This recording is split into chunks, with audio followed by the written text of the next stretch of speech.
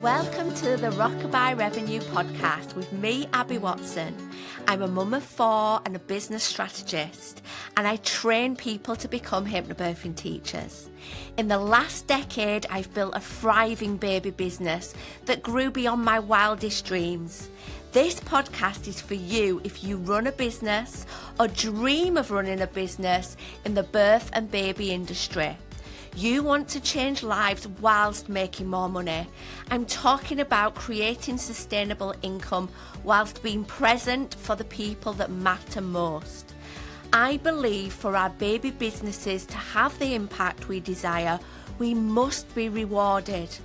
On this podcast, expect me to share actionable strategies without the jargon. I've been where you are. I've built a business while raising 4 little ones, and now I'm here to help you turn your passion into profit while creating the life you've always dreamed of. So let's get started. Hello! Oh, so lovely to have you back here today. And today we are talking about something so important. Whatever stage of business you are at, this message you need to hear. We're talking about when things fail in your business. We're talking about the things that don't work out the way that we hoped. We're talking about the things that flop and make us feel like, oh my gosh, nothing is working for me. And whether you are in the very early days of your baby business or whether you've actually been doing it for years, having times where you feel like things are not working out will absolutely happen. And I want to take your hand today and really share with you how we have to view these things, because my goodness, I want you to have longevity in this industry. I don't want you to feel like you ditch everything when something's gone wrong, or you feel like you're recovering mentally for ages when you've had a bit of a flop. Now, you'll see that I have referred to what we're talking about today as failure. For the record, though, I do not consider things that have gone wrong failure. I do not consider events where nobody's booked or nobody's even turned up to be failure. And I'm going to talk about that a little bit more because I really do believe this is such an important mindset if you want to have success in your business. If you want to be earning more money, attracting more clients, and absolutely having the dream life that you deserve, you have to get to grips with the fact that failure, things flopping, is pretty inevitable. Now, what might we be talking about then? Well, we're talking about perhaps that event that you put out there and nobody books a ticket. Or perhaps we're talking about some kind of free trial or free taster you offer. People sign up to it, people come along, and you're hoping to convert some of the people to do your programs at the end of it, and you get nothing out of it. And you feel like, oh my gosh, that was a failure. Or perhaps it's the thing that you start with huge motivation and passion for. And then as you're doing it, you're just like, no, this is not for me. And you ditch it and you feel like it's one of those skeletons in your cupboard. So that's what we're talking about today, the things that flop, the things that don't go to plan, and how we need to deal with those so that we have longevity in our business. Now, this is really true for baby business, but it's also true for life. Like often we do things in life and we have like a whole heap of negative outcomes before we have a success. Now, I'm a mum of 4 and my youngest is now 5, so I can talk about this without the emotional turmoil. I am someone who absolutely despises potty training. I don't know if anybody's with me on this. It was the most horrendous phase of parenthood for me. Like dealing with wee poo, everything all over, feeling like they're never going to grasp it, feeling the pressure to get it done, and having a whole heap of failings, or maybe there's a better word to use, behind me was hard. Now, some of you might resonate with this because maybe you've got small children, maybe you know you're about to potty train, or maybe you've been there and done it. Now imagine you're starting to potty train your child, and on the first day that you do it, within an hour, they've weed all over the sofa. It feels like a massive flop, doesn't it? It feels like, oh my gosh, this is just not working out. I can't deal with this. This child is not ready. This is not going well. And you feel like quitting. Yeah? But imagine if you quit every single time that happened when you were starting potty training. You know, you're never going to get there. Of course, like the child having those accidents, having those flops is all part of the process of it actually becoming successful. And this is absolutely the case in your birth or baby business. Now, in my business, when I train hypnobirthing teachers, I see people often take their first steps into building a business. And the thing that I would love to be able to gift them with is patience, you know? Because yes, I can give them all the strategies, all the support possible to build a successful business. But it does take an element of patience, an element of time, and an element of patience. And that patience can really be tested when we feel like things are not going to plan.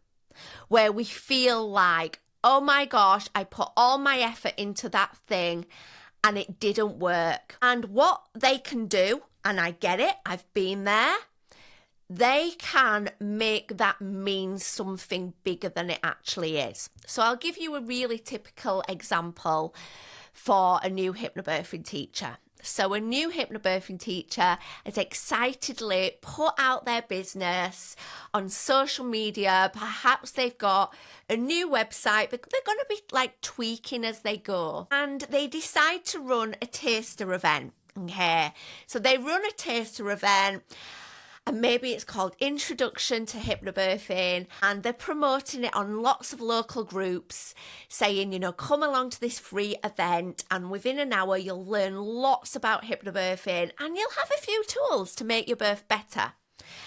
And they're so excited that they get 6 people signing up to it. Yeah? Fantastic. Brilliant.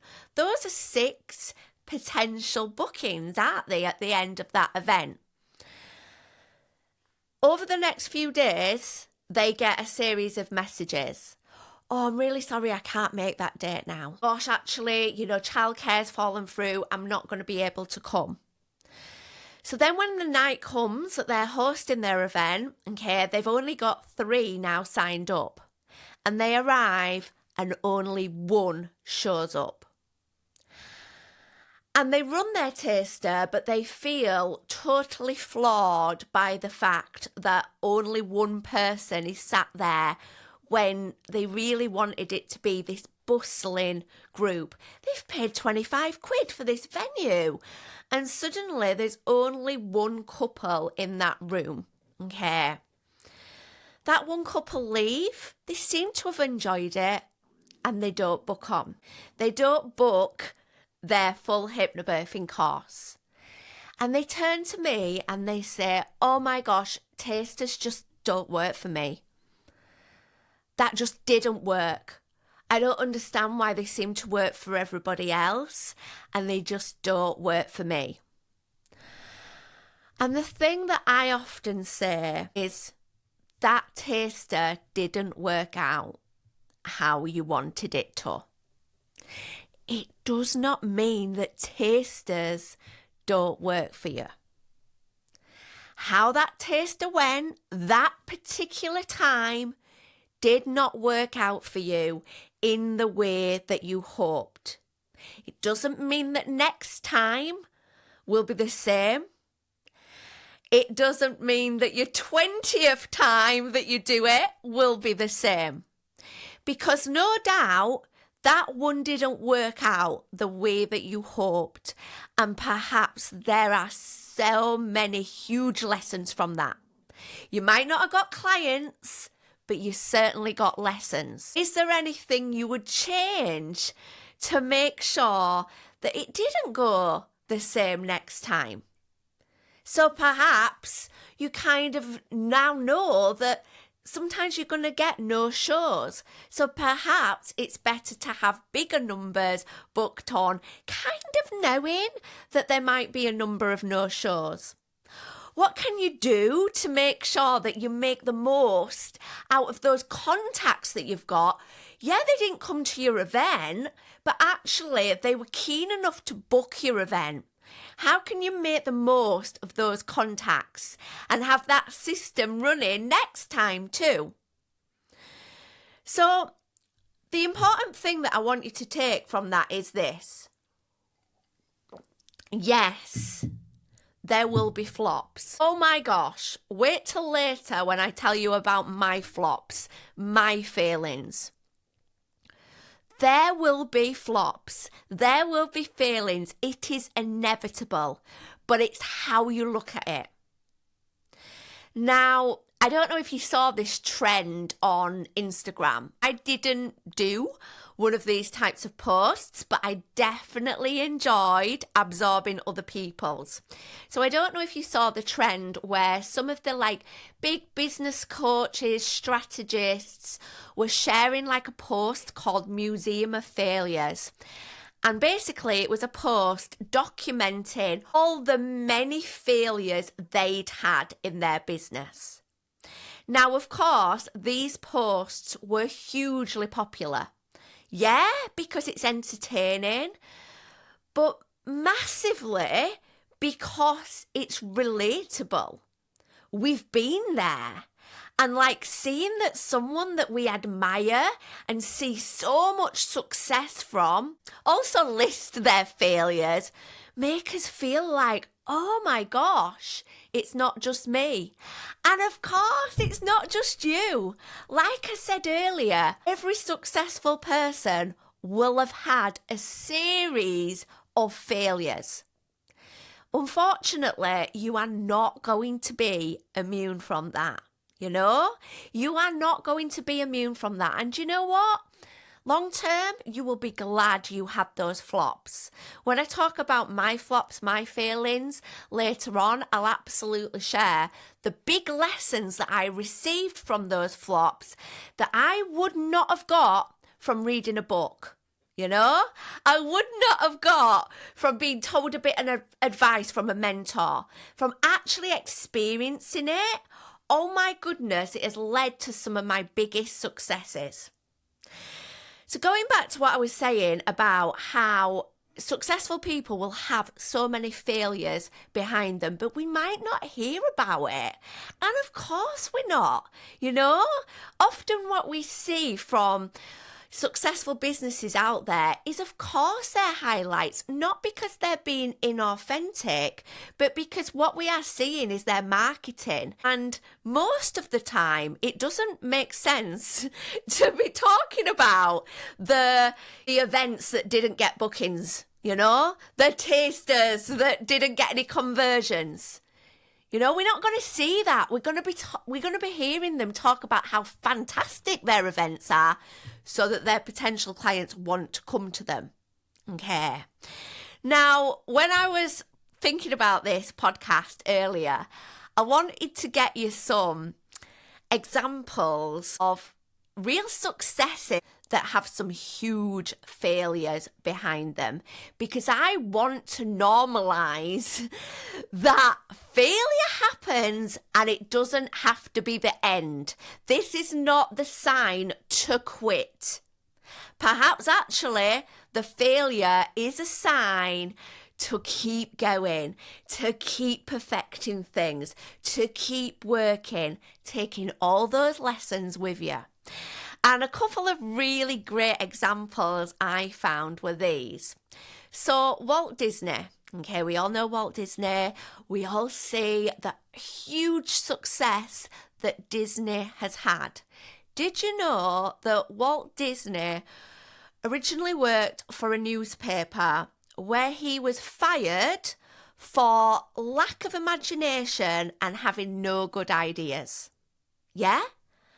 Imagine if he had made that statement, that reason for being fired, his whole view of himself. Would he have gone on to do the incredible things he went on to do? You know? Next, doesn't end there. Next, he went on to set up his first animation company, and it flopped. It failed. It did not take off the ground. 2 huge failings, and he kept going. Another great example that I found that I was not aware of, because we're often not aware of these big failings, are we? You know, they feel so big for the company, so big for the person. But as an outsider, we are not aware of them. And I want you to remember that too. Because sometimes when we feel like we've experienced this big failing, we feel like everyone sees us and sees that that's what's happened. And it feels almost like shameful. And again, puts us in this place of feeling like we want to quit, when that's absolutely not what we should do. So this other example was from 1985, and of course I'd not heard of it because that was the year of my birth. I was a newborn baby back in 1985, so of course I'd not heard of it. But we all know Coca-Cola, right? And we all know that Coca-Cola has been going for a very long time and have had a huge amount of success. Huge.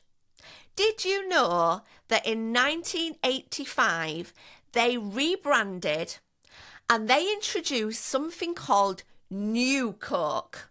New Coke, totally rebranding. They changed the taste a little bit. They almost wanted to like keep up with Pepsi, you know?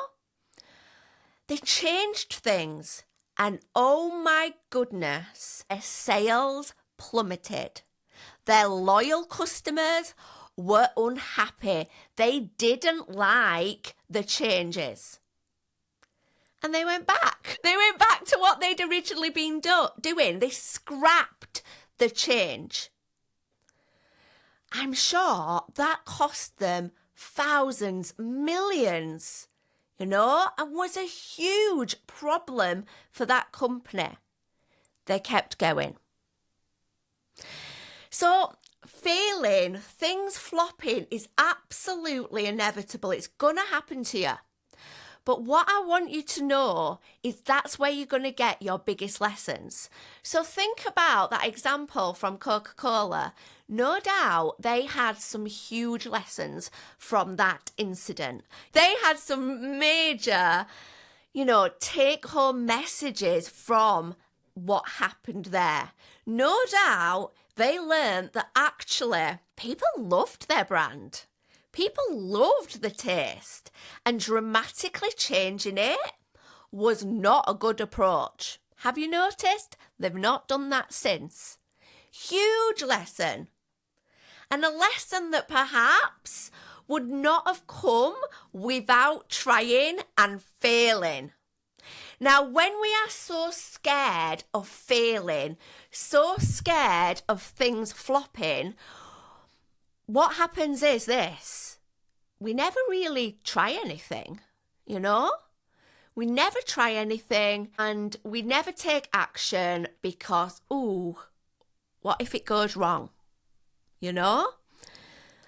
The reason that is so bad for business is if we are just repeating exactly the same things all the time, we're only ever going to get the same results. And being in business, all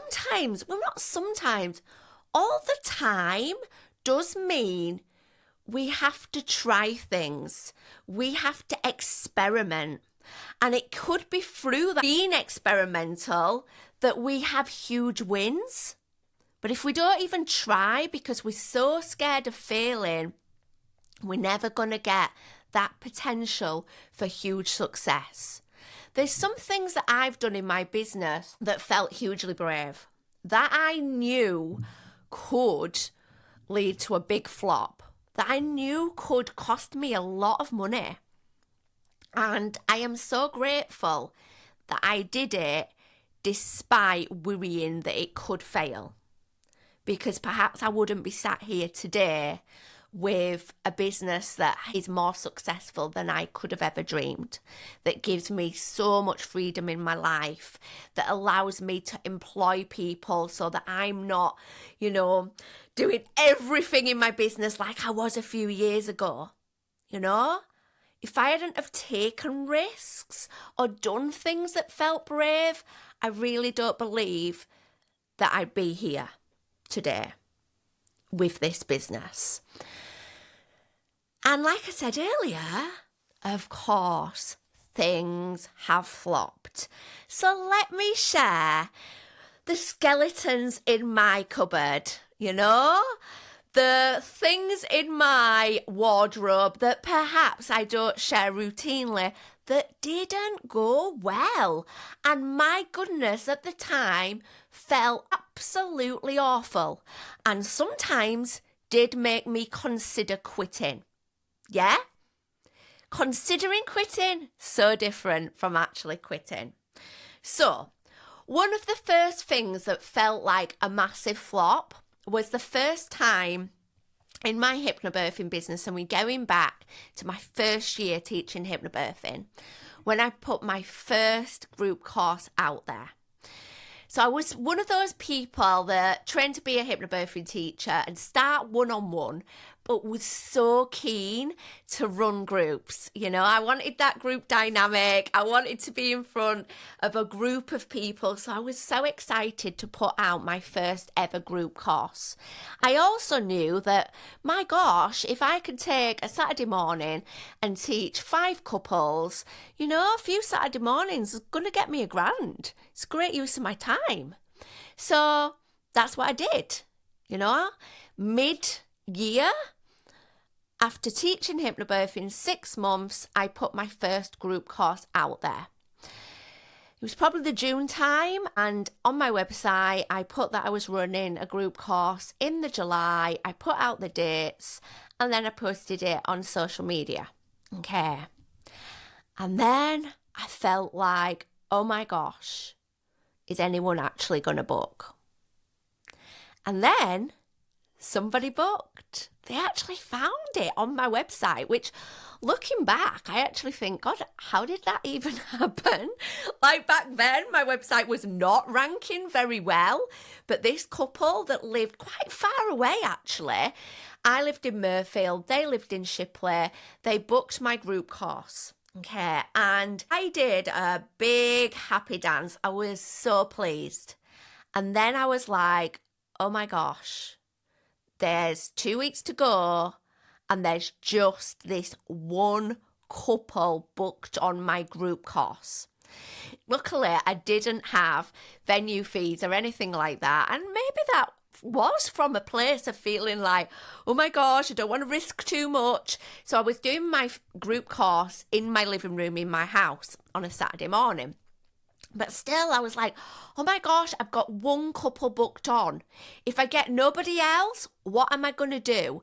And I had what I often say to my students is one ticket anxiety, where you've got a group and you've got this one booking, and actually that one booking feels worse than no bookings. Because if there's no bookings, you can just like quietly like delete the event, can't you? But when there's a booking, there's like, oh my gosh, there's someone excited to attend this group and there's nobody else coming, you know? And I felt desperate to get another booking. Now, I did get another booking a week before, and still I felt at the time like this was a huge failure. There I was, going to be teaching 2 couples on a Saturday morning in my home that were expecting a group, and I felt like, oh my gosh, 2 couples, they're going to be disappointed. This is not a group. How are they going to make all these pregnant friends that perhaps they're wanting to make? And I felt like an absolute failure. I didn't know what to do about it. Should I cancel? Should I tell them? Should I let them know that there's just going to be one other couple apart from them? It felt really rubbish, you know? And then also I did the maths on it, and I was like, actually, I could have done a one-on-one course in this time and made more money when I take off any outgoings. So it felt like a flop. Now, looking back, oh my gosh, I think to myself, give yourself a shake, Abby Watson. Of course, that wasn't a flop. That wasn't a failure. That was your first flipping group you'd put out there when your business was not well known at all, and you got 2 couples booked on. That's a huge success. But I perceived it to be a huge flop, and it made me feel like, oh my gosh, group courses are just not going to work out for me. How hard was it to get those 2 bookings? How much anxiety did those 2 bookings come with? I can't be doing this anymore. I should just stick to one-on-one courses. You see what I did? I took that one flop and made it mean so much. I made it mean that this was never going to work out. Now, luckily, and I don't know why, because I certainly didn't have anybody sitting me down and saying, look, flops happen, failure happens. What are the lessons here? What can you do next time?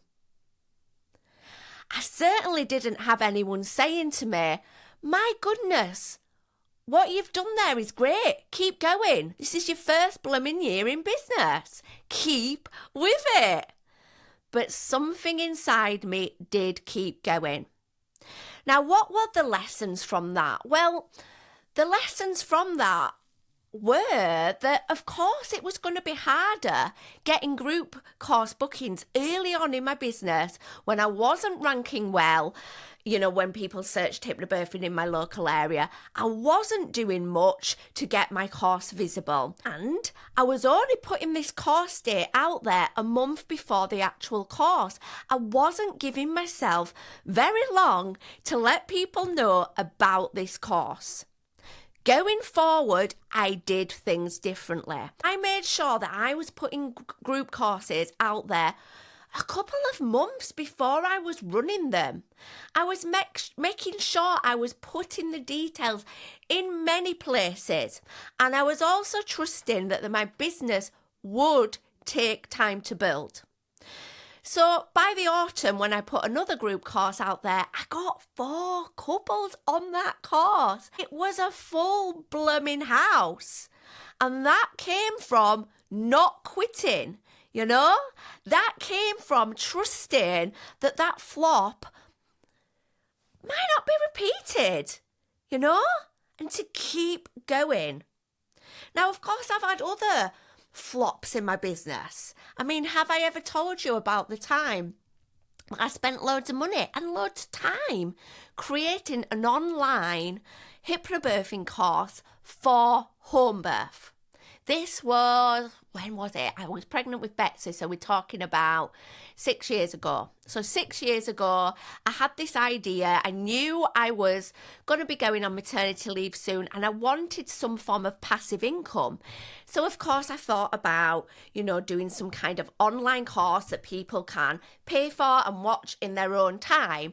And instead of just doing like a general hypnobirthing one, I wanted to be really specific, and I loved talking about home birth. At that point, I'd had 2 home births myself, and I was planning another home birth with Betsy. So it felt really like aligned to be planning a course that was specifically for parents-to-be that wanted to be prepared for a home birth. So maybe they were home birth curious, or perhaps they were planning a home birth. And oh my gosh, I created all the graphics for it. I set up a social media page for it. I was posting on that social media page. I'd collaborated with a hypnotherapist to write me a really amazing hypnosis script specifically for home birth. I'd recorded it, and I'd even started filming videos for this pre-recorded course. And then I jacked it all in. Something didn't feel right. Something felt like, I don't think this is going to be the thing that I want to invest time in going forward. Yes, I was super passionate about it. Yes, I was. But I felt like there's something about the delivery of this that just doesn't feel right. I also knew that the types of clients that were attracted to my services, as much as I did talk about home birth with passion, were the types of people that weren't too sure what kind of birth they wanted, So I wasn't sure I wanted to put myself in that box, and kind of like push my business in a direction that was quite different to the types of clients that I'd been attracting so far. So I pulled the plug. I decided to scrap it. And I know you might be listening to this thinking, oh, Abby, you should at least have completed it and put it out there and seen how it went. Well, I knew to get it out there was going to be more time investment. And I honestly, hand on heart, knew that committing to sell this product, because the delivery would be passive, but marketing it really wouldn't be, So I pulled the plug, and it's not something I talk about, is it? It's not a failure I've had. Do I regret it? No way. I am so glad I pulled the plug, because actually, when I pulled the plug on that, it made me think about the thing that I really wanted to do. The thing that I really wanted to do was support other hypnobirthing teachers to make their courses more engaging. And that's what I did instead. Yes, I'd spent money on, graphics and things like that. But business is sometimes like that, That was my business's money. It wasn't my personal money. And there was loads of lessons from the process of doing that. No regrets. And actually, even the videos that I sat down to record, as much as I have never used those and I've since deleted them, oh my gosh, the process of learning how to do them, the process of busting through the nerves, oh my gosh, stood me in such good stead to do the other things in my business that I have since done. Another feeling I've had really quite recently is events that I've run where hardly anybody's turned up.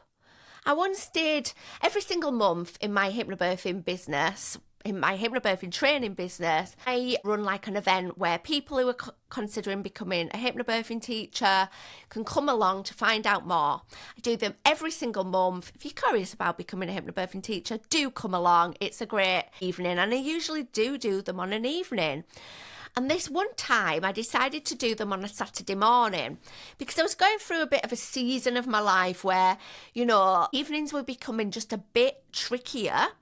So I did it on a Saturday morning. I had 20 people signed up, which is approximately how many people sign up every single month. And I went on, and for the first 5 minutes, there was nobody there. And I was sat, don't get me wrong, whenever I run these events, there may be 20 people signed up and maybe 8 turn up. I really know that there's a percentage of people that won't show up. There's a percentage that will watch on the recording, and there's a percentage of people that just won't even engage beyond their actual signing up to the free event. And that's okay. Sometimes business is a numbers game. But this one time, I turned up on Zoom and there's nobody there. And of course I thought, am I clicking on the wrong thing? Am I on the wrong Zoom link? And I wasn't. I was on the right Zoom link, but there was nobody there. And after about 2 minutes, I was like, what shall I do? Shall I just go? And then I was like, no, because a proportion of people always watch on the replay. So I pressed record and I spoke like I was in front of people. And I think this was almost worse because somebody showed up. One person showed up and she will have seen that previous to that, I was blooming talking to myself. She'll have seen that there was one person apart from her on this, and that one person was me.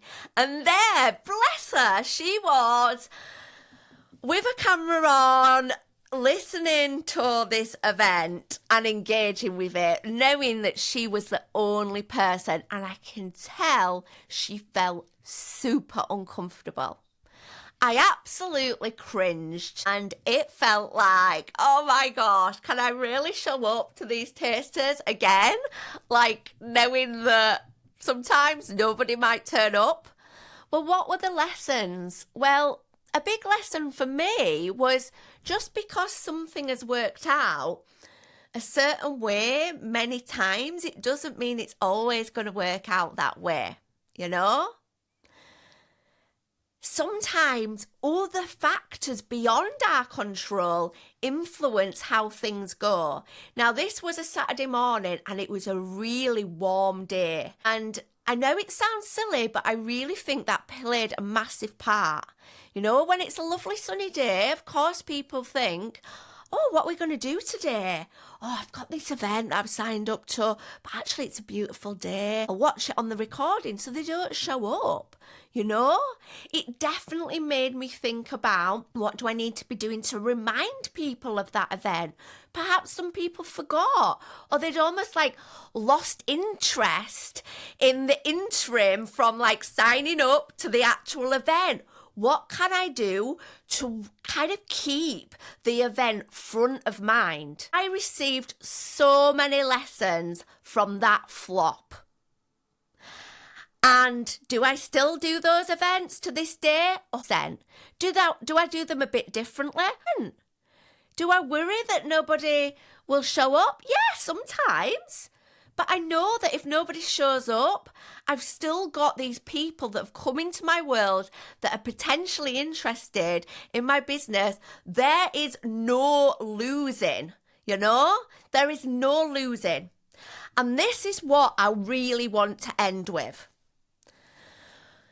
In business, when we do something, we either win, so it either works out or we learn. So we either win or we learn. And when we take that as our mantra, as our reframe when things go wrong, it gives us that longevity, allows us to pick ourselves up and go again. Because believe me, behind every wonderful thing that you've ever attended, that business owner that's running it will have had some massive flops. And you wouldn't be at that wonderful event if that business owner hadn't continued, even though she's had some flops. The flops have taught her the lessons that have made the thing so blooming wonderful. So we either win or we learn. Now, if you have found this useful and you think of someone in your life that runs a birth or baby business, so maybe they're a private midwife, an antenatal educator, a pregnancy yoga teacher, a baby massage instructor, they run sing classes for babies, and sometimes they feel like, oh my gosh, things are not working out for me, and they could do with hearing this message. Do them a favour and send this message over to them, whether it's on a text message, via Instagram, whatever. Do them a favour and do me a favour, because I'm always so keen to help this podcast reach as many people as possible, because you people are changing lives. You deserve the success that you want and need. Have a wonderful day, and I shall see you next time. Bye. Thank you for listening to Rockabye Revenue. I hope this episode has left you with some fresh ideas and bundles of motivation. If you enjoyed this episode, do make sure you click subscribe so you never miss an installment. And if you found this episode useful, I'd love you forever if you leave a 5-star review, helping this podcast reach the ears of more of the helpers in this world. And remember, keep changing lives. See you next time.